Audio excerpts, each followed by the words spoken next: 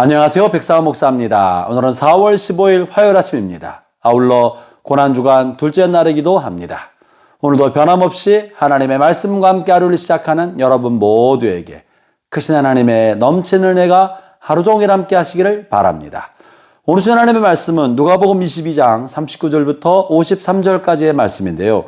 오늘 본문에는 예수님께서 감람산 겟세마네 동산에 오르셔서 그곳에서 기도하시다가 밤을 새워 기도하시다가 새벽녘에 예수님의 제자 중에 배신자 유다로 인하여 예수님께서 제사장이 보낸 권속들에게 붙들린 내용이 오늘 본문에 실려 있습니다. 저는 오늘 본문 중에서 특별히 예수님과 하나님 아버지와의 관계에 관해서 함께 좀 나누고자 합니다. 올해는 저희 아버지가 돌아가신 지 21년째가 되는 해입니다.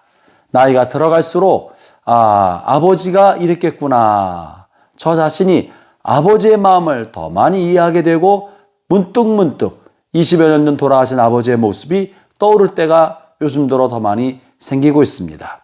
아마도 그것은 아버지가 내 나이 때 이런 모습을 보였었는데 그때 마음은 이랬겠구나.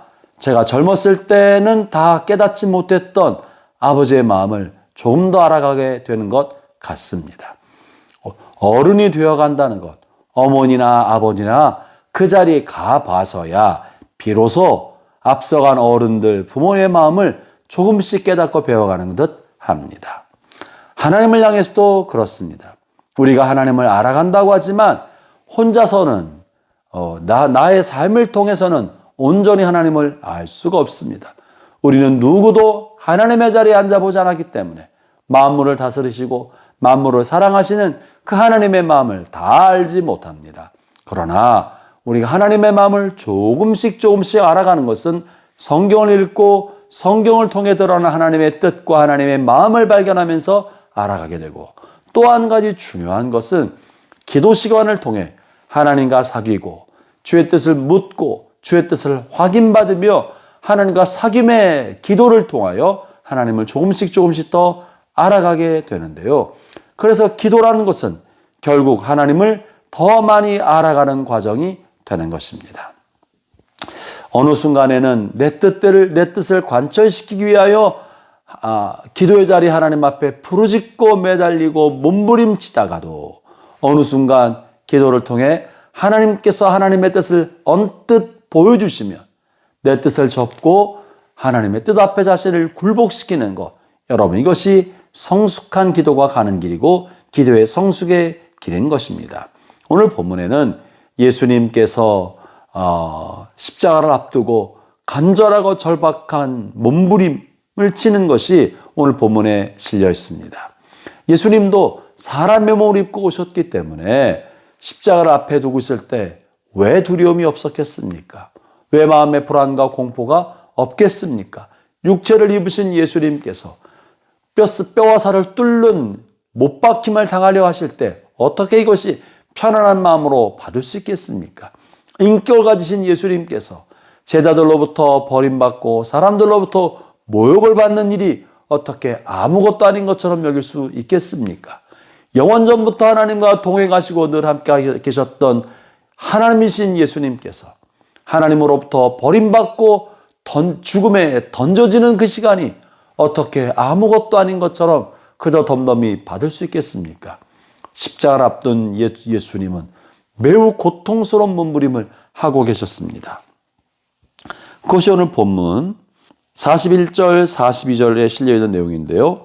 제가 읽어보겠습니다. 그들을 떠나 돌 던질 만큼 가서 무릎을 꿇고 기도하여 이르시되 아버지여, 만일 아버지의 뜻이거든 이 잔을 내게서 옮기시옵소서. 그러나 내 원대로 마시옵고 아버지의 원대로 되기를 원하나이다 하시니.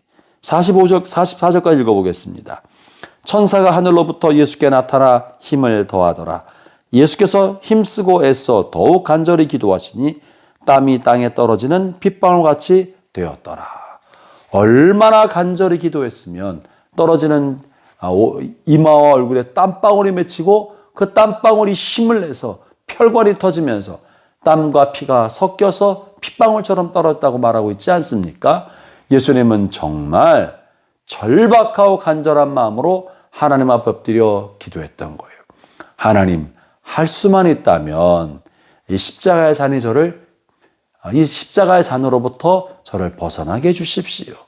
십자가를 통하지 않고는 인류를 구원할 수 있는 방법이 없는 겁니까? 할 수만 있으면 다른 방법을 좀 갖게 해주십시오. 라는 절박하고 간절한 마음을 하나님 앞에 아뢰었던 겁니다. 여러분, 우리 인생에서도 그렇습니다. 실패와 좌절, 질병의 고통을 겪을 때 하나님 나에게 왜 그러십니까? 이 방법밖에 없는 겁니까? 이것이 하나님의 사랑입니까? 하나님 나를 사랑한다고 하시더니 왜 나에게 이런 시련을 줍니까? 왜 내 인생에 이렇게 태클을 하십니까? 하나님의 생각을 잘 알지 못하기 때문에 우리는 우리 인생에 닥치는 고난과 역경, 재난과 아픔과 질병 앞에서 쉽게 낙심하기 쉽습니다. 예수님에게서도 그러지 않았겠습니까? 그러나 중요한 사실은 예수님은 습관적으로 하나님 앞에 기도하고 날마다 한적한 곳에 가서 하나님 앞에 기도하면서 하나님과 깊은 사귐을 오랫동안 해왔습니다. 이 오랜 사귐을 통해 예수님이 깨닫고 안 사실은 내 생각보다 하나님의 생각이 더 높고 깊고 옳다. 내 생각보다 하나님의 생각이 더 좋은 생각이라는 것을 그의 기도의 경험을 통해 축적돼 왔던 것입니다. 그렇기 때문에 이런 오랜 기도 생활을 통해, 다시 말하면 하나님과의 오랜 사귐을 통해 우리가 얻어야 될 것은 하나님이 어떤 분인지에 관한 관련된 거예요. 하나님이 어떤 분이신지 하나님을 알아가는 거죠. 결국 기도는 나의 뜻을 관철시켜서 내 뜻을 이루어내는 것이 아니라 하나님의 뜻을 알아가는 과정이에요. 내 뜻대로 하고 싶어 하지만 때로는 내 뜻 하나님께서 이루어주지 않으시고 하나님의 뜻대로 행하실 때가 있지 않습니까?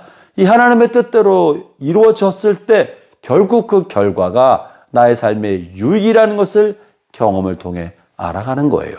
그러므로 오랜 기도 생활을 통해서 우리가 발견해야 할 큰 것은, 얻는 큰 재산은 하나님이 어떤 분이신지, 하나님의 섭리가 옳고 타당하고 나의 생각보다 더 깊다는 것을 발견해 가는 것입니다. 그래서 성숙한 기도의 끝자락은, 그리고 기도의 성숙이 가야 할 고울은 내 뜻을 꺾고 하나님의 뜻을 받아들이는 것입니다. 하나님의 뜻을 받아들이는 것은 어쩔 수 없이 그런 것이 아니라 하나님의 생각과 뜻이 내 생각보다 크기 때문에, 깊기 때문에 그것을 수용하는 것이에요. 그것이 기도인 것입니다.